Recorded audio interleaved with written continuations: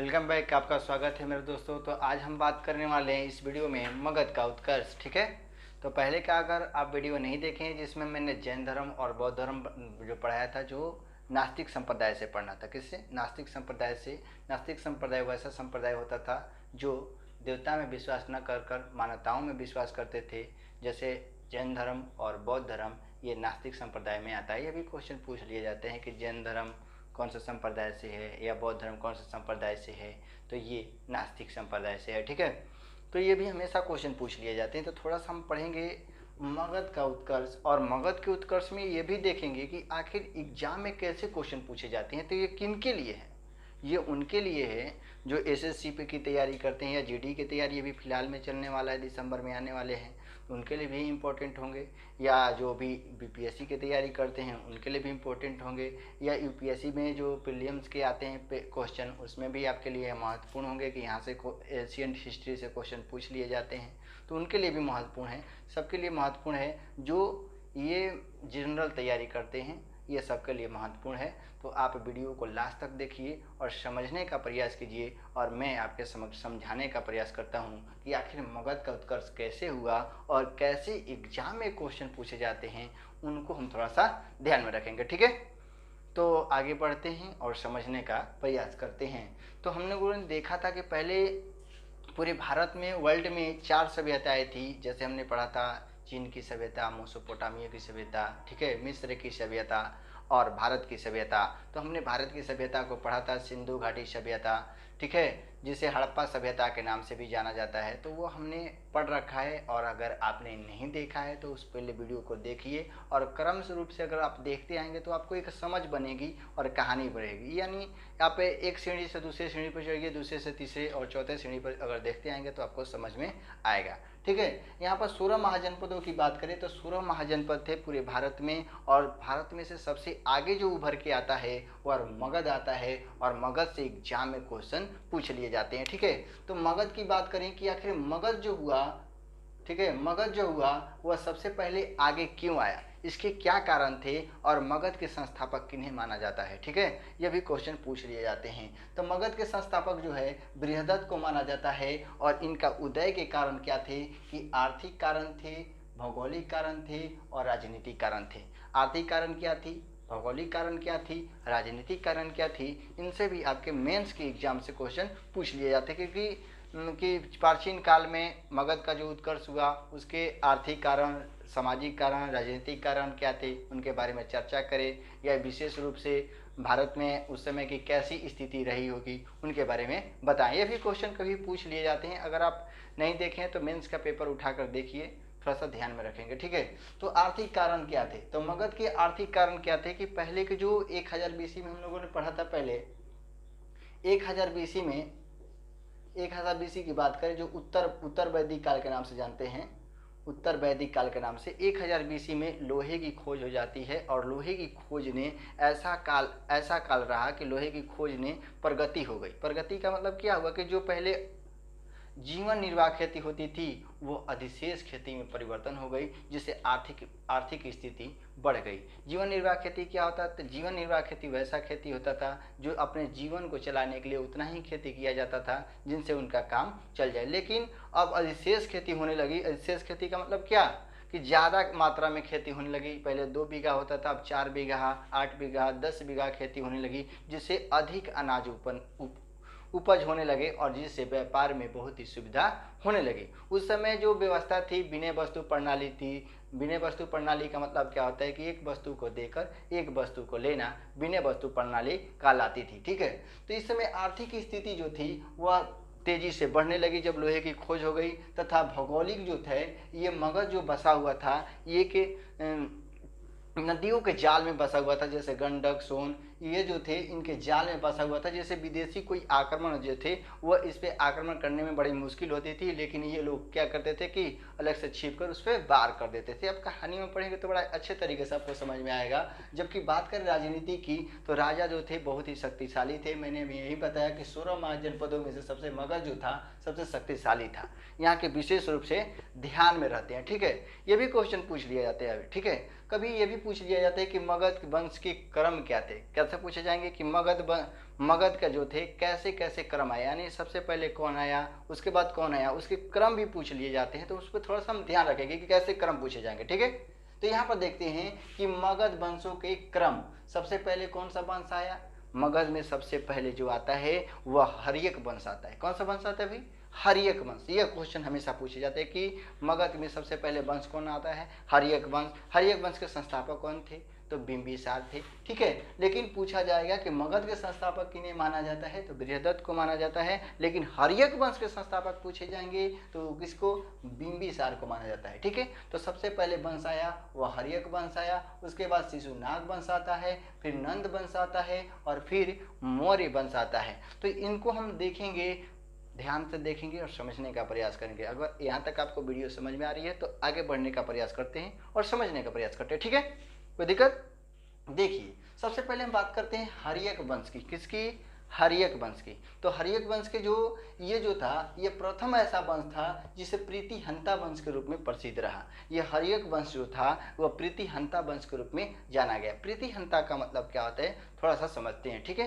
प्रीतिहंता का मतलब होता है कि अपने पिता की हत्या कर कर कर, अपना जो उनके पुत्र होते थे अपने पिता की हत्या कर कर गद्दी साम्राज्य यानी गद्दी जो होता था प्राप्त कर लेता था, साम्राज्य अपना प्राप्त कर लेता था, ठीक है। उसी तरीके से सबसे पहले हर्यक वंश के संस्थापक बिंबिसार को बताया जाता है और उनका जो राज गद्दी पर जो अभिषेक हुआ वह 544 BC में वह गद्दी पर बैठते, कौन, बिंबिसार। और बिंबिसार जब गद्दी पर बैठते हैं तो उन्होंने राजगृह नामक शहर बसाया। राजगृह यानी राजगृह जो है उन्होंने शहर बसाया और उसी को अपनी राजधानी बना ली। यह भी क्वेश्चन पूछा जाता है कि राजगृह किसने बसाया था भाई, तो वो बसाया था बिंबिसार ने। उन्होंने बिंबिसार के समय राजधानी कौन सी थी, तो वो भी राजगृह थी। इनसे छोटे छोटे क्वेश्चन पूछ लिए जाते हैं। यहाँ तक आपको समझ में आ रही है, कोई दिक्कत नहीं ना।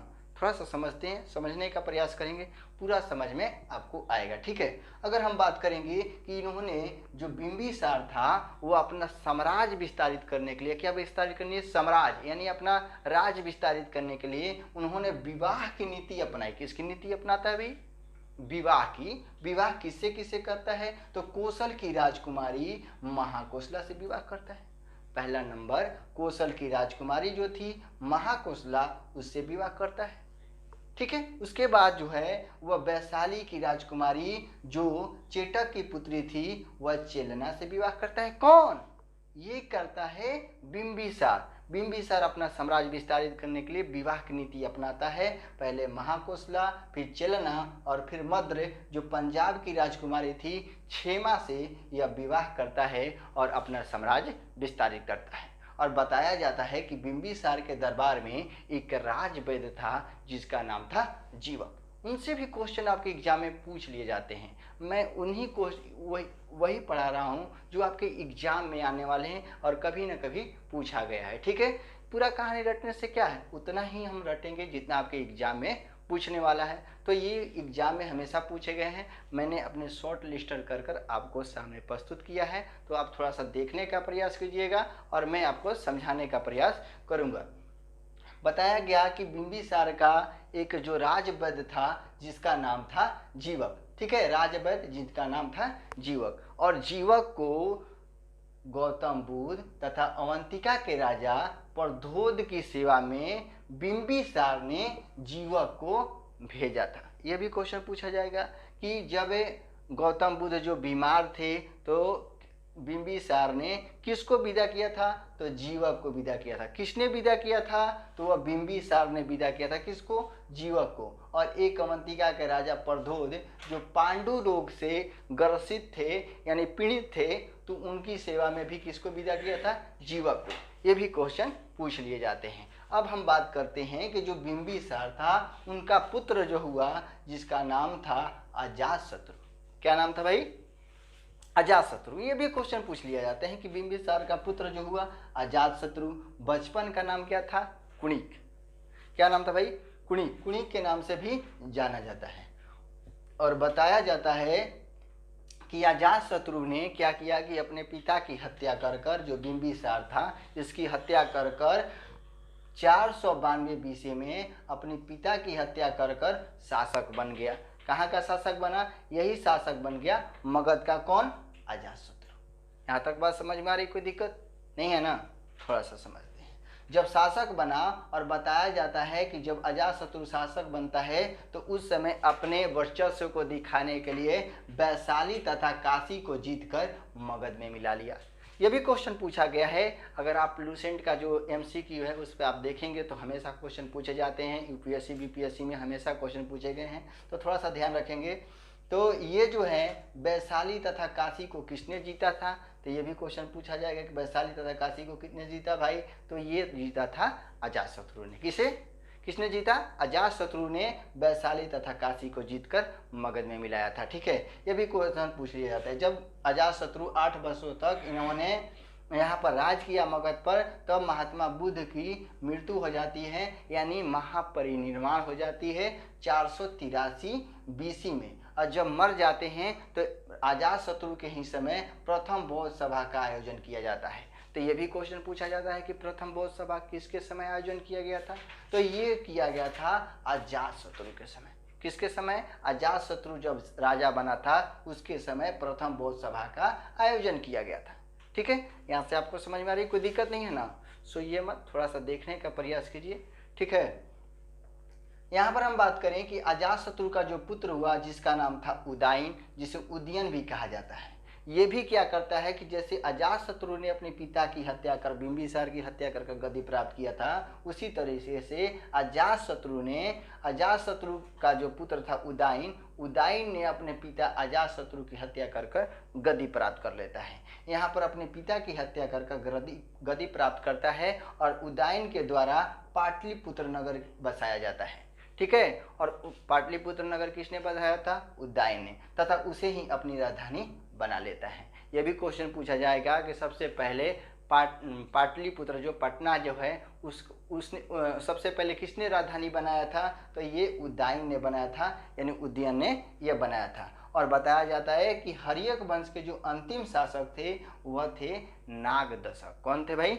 नागदशक जो थे ये हर्यक वंश के अंतिम शासक थे। यह भी क्वेश्चन पूछा जाता है कि हर्यक वंश के अंतिम शासक कौन थे? तो नागदशक। ये दरोगा के आप एडिटोरिया जो देखेंगे, दरोगा के जो सेट है उसमें क्वेश्चन दिखाया गया है, बताया गया है, तो थोड़ा सा ध्यान रखेंगे। और नागदशक की बात करें तो नागदशक जो अंतिम शासक थे हर्यक वंश के, इसका जो सेनापति था जिसका नाम था शिशुनाग। क्या नाम था? शिशुनाग। और शिशुनाग ने इस नागदशक की हत्या कर शिशुनाग वंश की स्थापना कर दी। किसने? शिशुनाग वंश की स्थापना। इसका सेनापति था, अपने राजा की हत्या कर अपना वंश स्थापित करने के लिए शिशुनाग वंश की स्थापना कर दी। और शिशुनाग वंश के संस्थापक कौन बन गया भाई? शिशुनाग। कौन बन गया?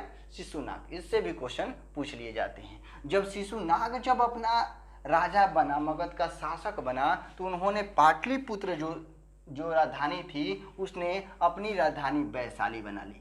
कहाँ बना ली भाई? वैशाली बना ली। और बताया जाता है कि शिशुनाग ने अवंतिका को जीतकर मगध में मिला लिया।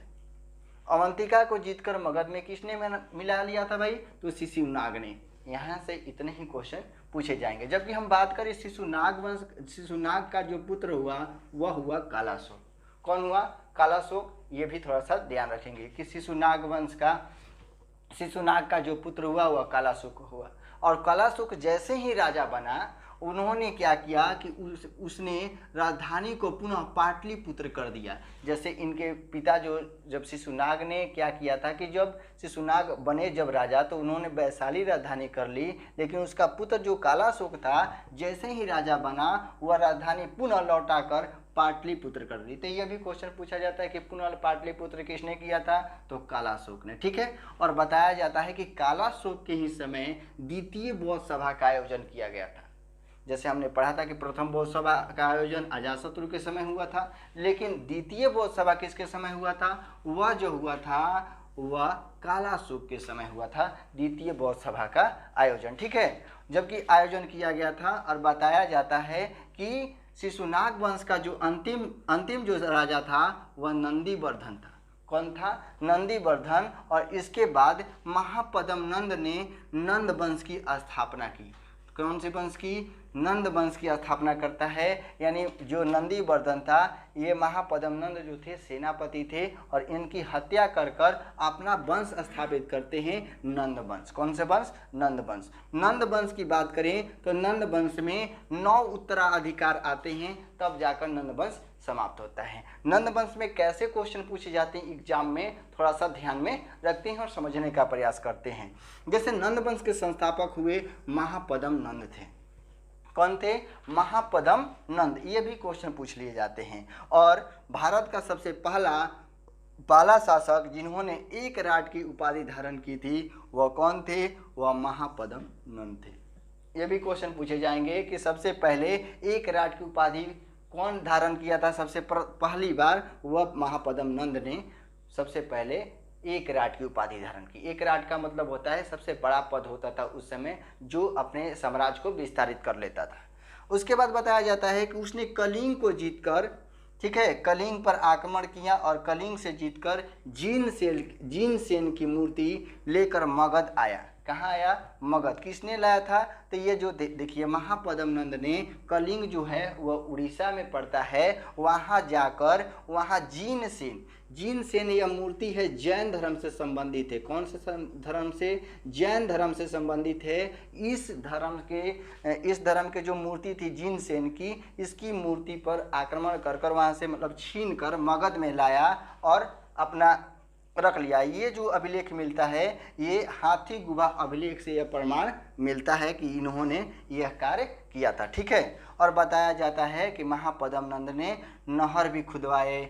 ये प्रमाण, सारी प्रमाण जो है वह हाथी गुफा अभिलेख से मिलता है। और उस समय यह सारा जो कार्य किया था वह खारवेल जो था कलिंग का राजा था, ठीक है, कलिंग का राजा खारवेल, उसने यह सारी बातें हाथी गुफा अभिलेख पर लिखवाई थी। ये भी एग्जाम में पूछ लिए जाते हैं। ये क्वेश्चन ऐसे इस तरीके से पूछे जाएंगे कि हाथी गुफा, जैसे ये पूछा जाएंगे कि जिनसेन की मूर्ति के बारे में कहाँ वर्णन किया गया है, नदी और नहर के खुदवाने के बारे में कहाँ से वर्णन मिलता है महापद्म नंद की, तो ये हाथी गुफा अभिलेख से मिलते हैं। उसके बाद बात करें कि इसका अंतिम शासक कौन हुआ? नंद वंश का अंतिम शासक हुआ वह घनानंद हुआ।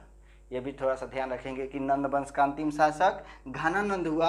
और घनानंद के समय बताया जाता है कि घनानंद के दरबार में चाणक्य रहते थे और चाणक्य जो थे घनानंद के दरबार में रहते थे। और घनानंद जो था बहुत ही क्रूर शासन करता था। उन्होंने चाणक्य को भगा दिया था दरबार से, ठीक है। उसके बाद यह चंद्रगुप्त मौर्य वंश आएंगे। उसके पहले उसी समय भारत पर सिकंदर का आक्रमण हुआ 326 BC में। उसी समय जब ये घनानंद का शासक चल रहा था बिहार के क्षेत्र में, उसी समय हमारे